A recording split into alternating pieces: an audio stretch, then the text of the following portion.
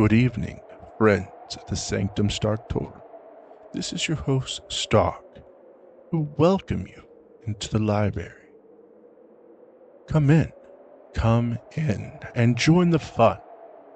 We're having a game of corpse and robbers, and we can't find a soul for the corpse. Want to come in and play dead for a while, You'll die laughing. And now for excursion to the Eyrie, our little trip to Skeleton Bay. Our story opens at a swanky hotel with private cabins situated on a storm-swept, rock-bound coast. The story itself is all about, you guessed it, murder. And here is Carola Winter, played by Ashley Grimes, to give us a blow-by-blow description. I'll tell you first about the night I met Michael Barrett. 'Twas in August at Skeleton Bay. I had come to the hotel supposedly for a rest. That was what I kept telling myself, but in reality, I didn't know why I had come here. Skeleton Bay. I'd seen the name in an ad months ago, and since then it kept hammering at the inside of my brain. 'Twas like the voice of an implacable fate commanding me. Because I didn't like crowds, the hotel manager had given me a cabin near the beach, all to myself. 'Twas the middle of the night, but I couldn't sleep. The wind came in from the ocean, howling like a hungry beast across the shoals, and the pounding of the surf mingled with the angry, baffled growl of the sea. I sat at the window in the dark, staring out at the beach. I was restless, excited. 'Twas then that I saw the signal. 'Twas just a winking little light, a few yards away on the beach. Someone was blinking a flashlight, on and off, on and off. I was able to make out a figure of a man in boots and a leather jacket. He was signaling toward the hotel, but to whom? I had the answer in a moment. A man moved past my window, going down toward the light. He had his collar turned up against the wind and his hat brim pulled low. But I knew who it was, Mr. Field, a small, furtive man who had came up on the train with me. The two men met, barely a stone's throw away from my window. I could hardly see them huddled closely together. This was excitement, mystery, intrigue, the stimulation I wanted, needed. I had to know what was going on, and I threw on my raincoat and opened the cabin door. The wind swept my hair in a streamer, and a salty spray stung my face as I hurried down to the beach. My blood began to race and my heart to pound, for those two men were not engaged in any conference. They were locked in struggle. 'Twas a deadly, silent struggle, with only a grunt now and then, and I saw the flashing gleam of a knife. But I couldn't tell who had the weapon, the tall man in the leather jacket, or the furtive Mr. Field. And then I saw the blade plunge home into the throat of the furtive Mr. Field. I felt a sudden urge of wild elation. This was murder. I had witnessed a murder. The tall man let the body of Mr. Field slide down to the sand. Then he looked up and saw me. He stood there with the bloody knife in his hand, and we looked at each other. Who are you? I'm Carola Winter. I have this cabin here, number 5. You saw me kill him? Yes, I saw you. What are you going to do about it? I'm going to help you dispose of the body. He told me his name was Michael Barrett. He lived on the opposite side of the bay, in a house high up on the cliff. It won't be so easy to get rid of a body.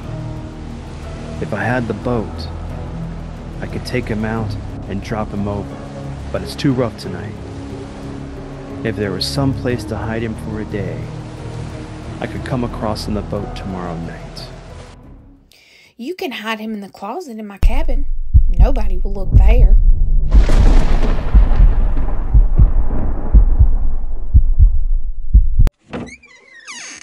Better lock the closet door. Yes, of course. You sure nobody's gonna come snooping here? Nobody comes here but the maid. All right. I'll be back tomorrow night with the boat. Oh, did you pick up the knife?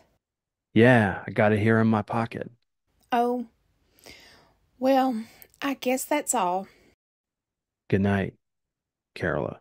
Good night, Michael. All night I sat up alone, with the locked closet door between me and the staring, sightless body of Mr. Field.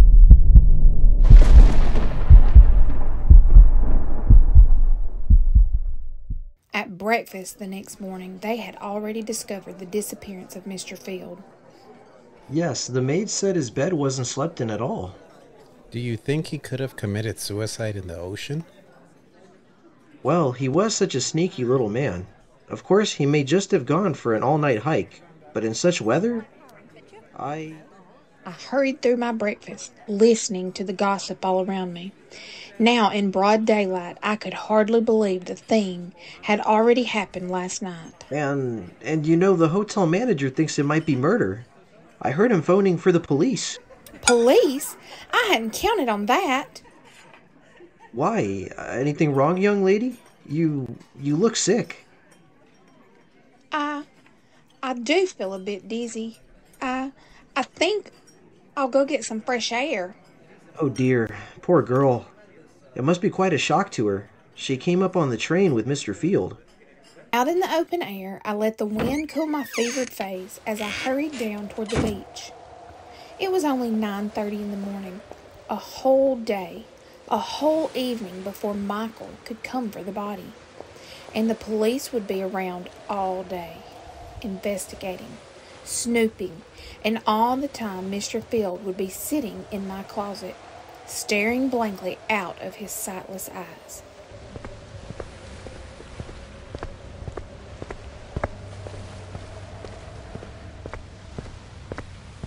When I reached my cabin, I put my hand on the doorknob, and suddenly I went cold all over.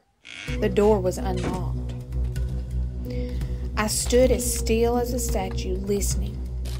Yes, there was someone inside, someone moving around. If only I had my handbag.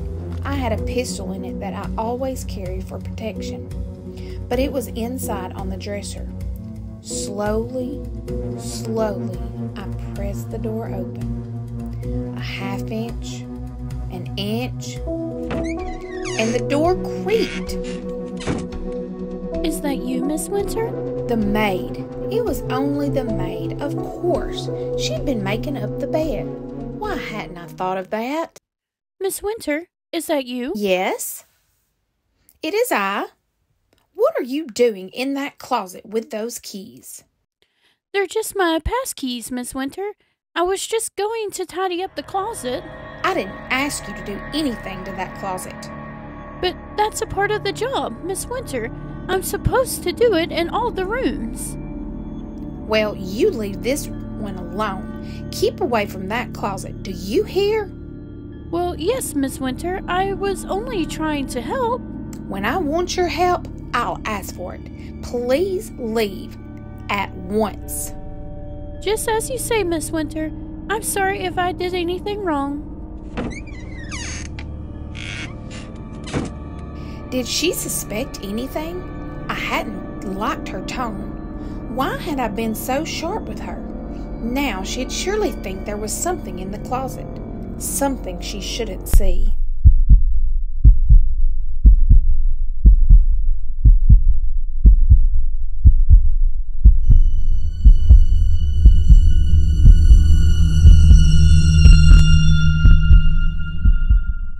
At lunchtime, I didn't want to leave the cabin.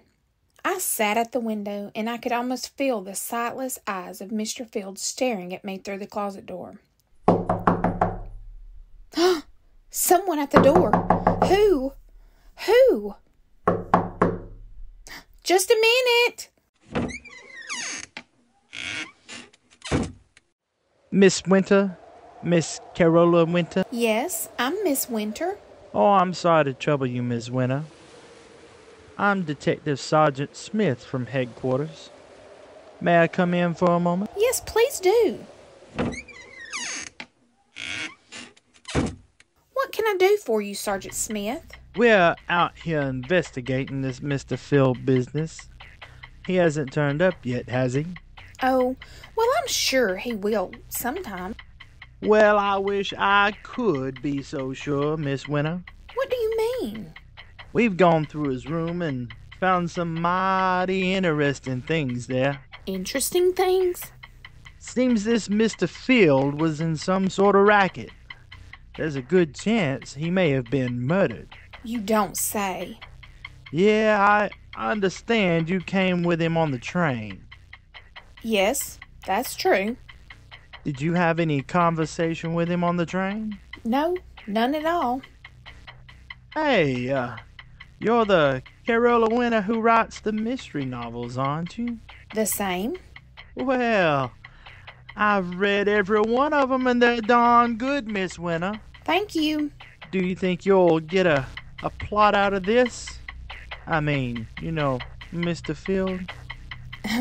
Well, I can't tell yet, but Sergeant, I wish you'd keep me posted on developments in case it does turn out to have a plot.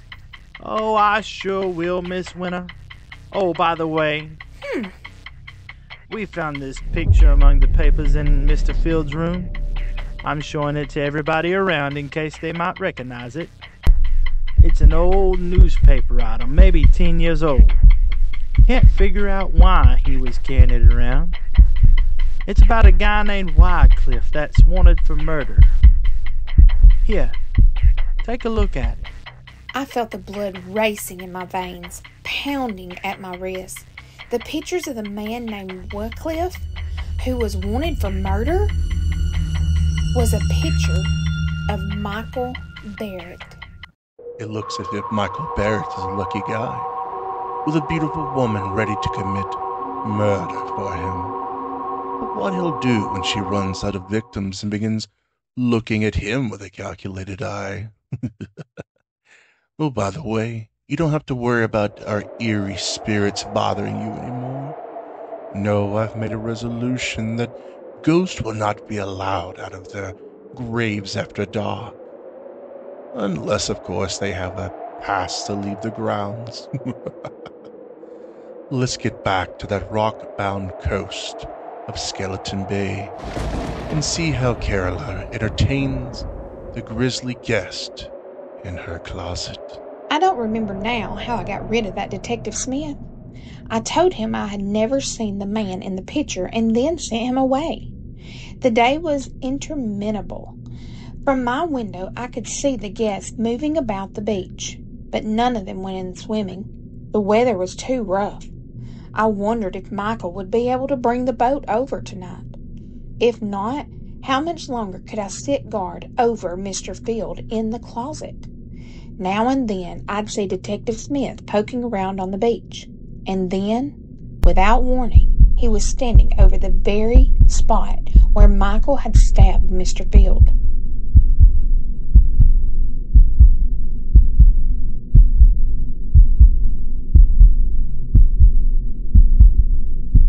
I watched him bend down and examine something. Was there blood there? Did Smith know that that was the murder spot? I saw him frown, then he stood up and walked quickly away. I had to know what it was he had seen there. Swiftly I slipped on a coat and went out. I started toward the spot on the beach. Going somewhere, Miss Winter? Oh, it's you, Detective. Going anywhere in particular? Why, no, I was just going up to the hotel for dinner. It's almost dinner time, you know. Well, fine, I'll walk up with you, if you don't mind.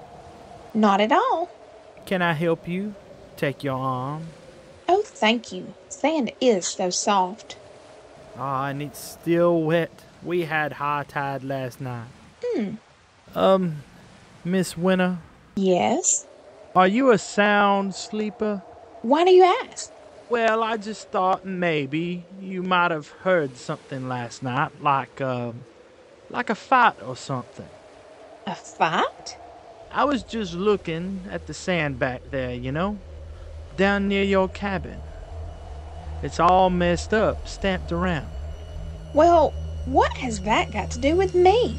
Well, nothing at all, except I think there was a fight there last night. Maybe that's where Mr. Field was killed. You think Mr. Field was murdered? It's beginning to look more and more like it, Miss Winter.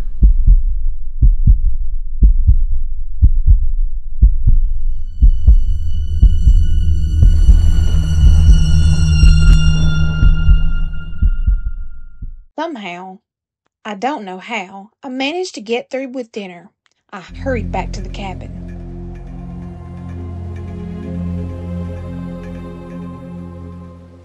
And I stopped at the door, shocked and unbelieving. There was a light inside. Someone was in there. This time, I had my handbag with me. I took the pistol out, and once more I inched the door open. It had happened. The thing I had feared. The closet door was open, and there was the maid stooping over the body of Mr. Field. Oh, What are you doing there? the body! That's Mr. Field! You've killed him! Suppose I did. What are you doing with that gun? What do you think? Oh no. The wind was high and the weather was rough. Fortunately, no one heard the gunshot. I pushed her body into the closet next to the body of Mr. Field and closed the door.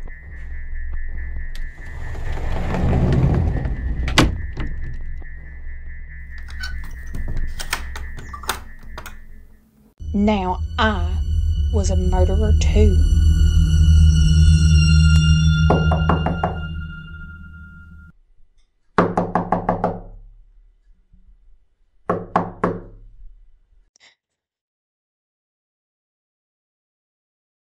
Who is it? Let me in, Carola, quick. Yes, yes. Michael, I thought you weren't coming. It's been a dreadful day. What happened? Come here and I'll show you. Is he still in there? See for yourself. A woman? Who is she? The maid. She opened the closet while I was out. You killed her? Yes, Michael, I had to. There are detectives at the hotel looking for Mr. Field. I suppose if I were smart, I'd kill you too. Then there'd be no one to talk. Yes, Michael, that would be smart. Go ahead, kill me, if you can.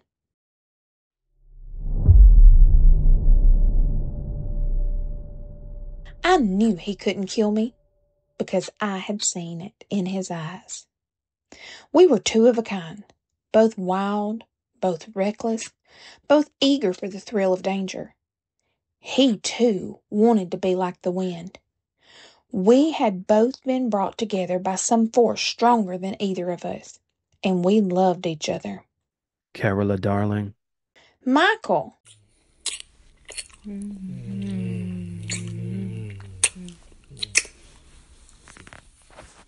No, no more, Michael. We have work to do. I'll take them down to the boat. We carried Mr. Field and the maid down to the boat. There. I'll take them out and dump them. And after that, Michael, After that, then I'm going home. To your house on the cliff on the other side of the bay? Yes, Carola. Michael, take me with you. What? Take me with you. To your house up there on the cliff. I'm sorry, I can't. You can't? Why can't you? It isn't anything I can tell you. What are you hiding up there in that house on the cliff? You mustn't ask. No, please, Carola, you mustn't ask. You're married. You have a wife up there. No, I haven't. Then what? I can't tell you. But you're going away. You are leaving me forever? Not forever. You go back to the city. I'll come to you soon. I returned to the city and waited. I waited a week, a month, but Michael Barrett did not come. I wrote to him, but there was no answer. And then one evening I saw him. I was returning home in a taxi and I saw him standing across the street, looking up at my window. And when he saw me get out of the cab, he turned and started to hurry away. Michael! Michael! Michael, please don't go! Oh, Michael, why did you try to run? Don't you know? You're afraid. Yeah, let's call it that. But you love me, Michael. Don't you? Carola, it's no good. There's nothing but ruin for us both if I stay. We'll be together forever. It's impossible. I won't let you go back to that house on the cliff. I don't care what it is you're hiding up there. I won't let you go back. Goodbye, Carola. Wait! I'm going. You better forget about me. Don't go yet, Mr. Wilcliffe. So you know about that too? I saw the old newspaper clipping Mr. Field carried. I see. Why are you looking at me like that? You know why I killed Mr. Feld? Because he tried to blackmail me about that old murder. But, dear Michael, I'm a good deal smarter than Mr. Field. You see, I write mystery novels, so I know how to handle such things. What do you mean? It wouldn't do you any good to kill me. I've written all about you, your real name, and about that old murder. It'll be found if I should ever be killed. I see. Michael, darling, I'm blackmailing you. But there's only one thing I want from you. Your love. It shouldn't be so hard for you to meet my terms. All right, Carola. You win. We'll be married tomorrow.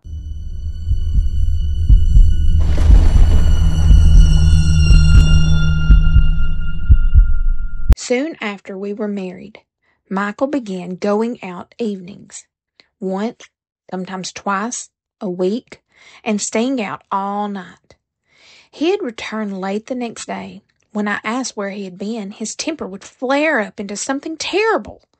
I stopped asking, but I couldn't rest. I had to know where he went. One evening, I followed him. He boarded a train for Skeleton Bay. At Skeleton Bay, he set out to walk from the station, and I followed. 'Twas no longer summer. The trees were bare, and the night was forbidding.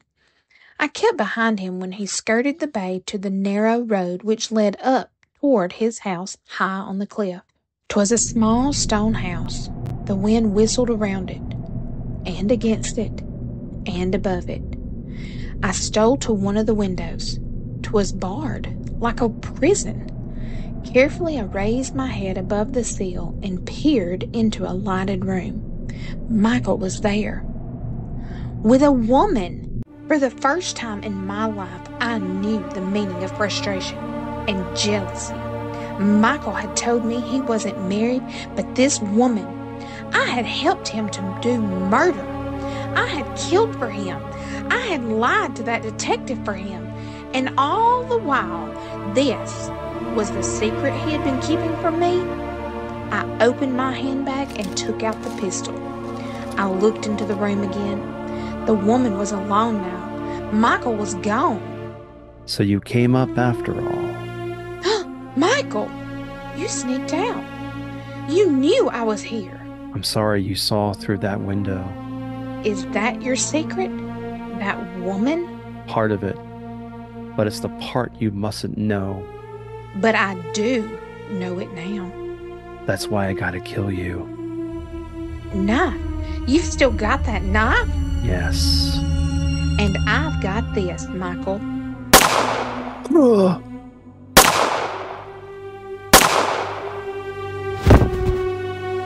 He fell at my feet and I looked down and watched him die. And now I knew why I had really come to Skeleton Bay that first day. It was for this, to kill Michael Barrett.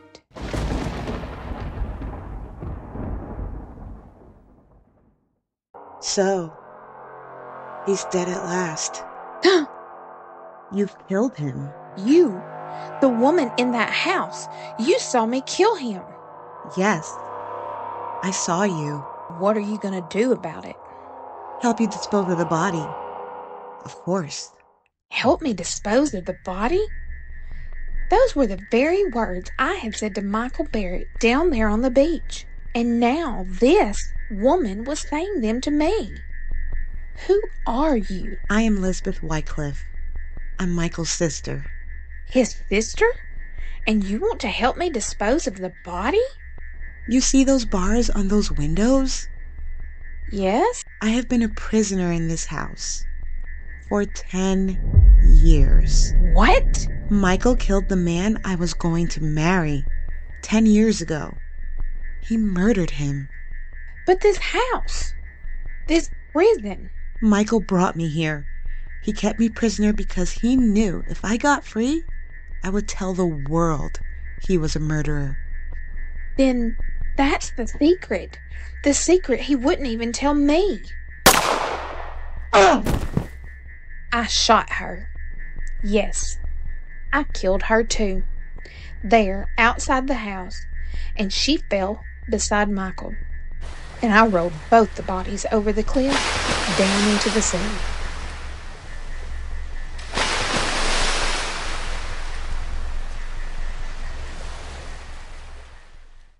This is the end of my book, the best mystery novel I have ever written. I know that in writing it, I deliver myself into the hands of the law, but I can't stop. I can't help myself. So now I am finished.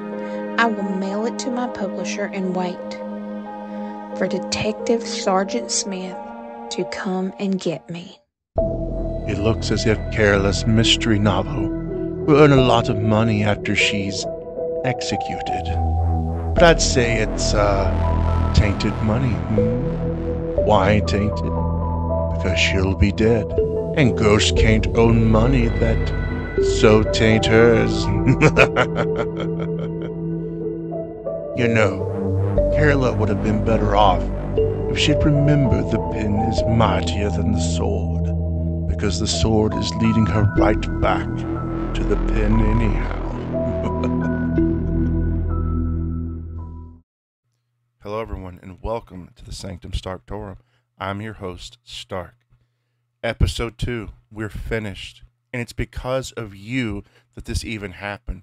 Your enthusiasm and your drive, your passion. When's episode 2 coming out? How can I be a part of this? Is the reason why this happened. So a big thanks to you, the viewer.